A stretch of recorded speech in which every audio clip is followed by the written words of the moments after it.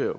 So as it's scanning through, besides the normal phospholipases that are used that utilize fatty acids, for instance, for metabolism, it's also looking for phospholipids that have bulky groups that are destroying the membrane packing, and it'll clip those. So both because of the natural mechanisms of scanning and surveillance, as well as the natural presence of phospholipases, we've recruited these, just like the HDL recruited the scavenger receptor, to release the active drug.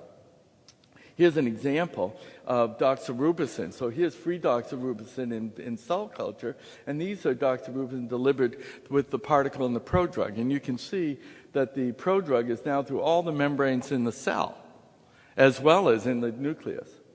And when you compare the free drug and the prodrug is more active. Why? It's because the prodrug actually forms essentially a control-release system within the cell.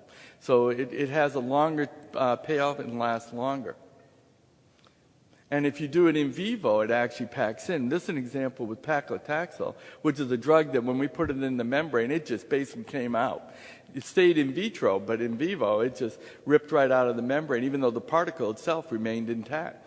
Yet here, you can see anti-angiogenesis is markedly reduced by using the prodrug form. So one of the things that's going on as we move forward in image-guided drug delivery are better ways to make these things, to avoid blood contact, to keep the drugs in, to deliver them to where they're supposed to go, and to release them.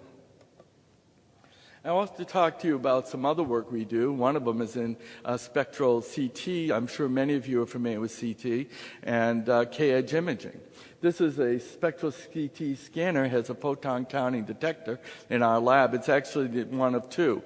The other one is in Hamburg. In this particular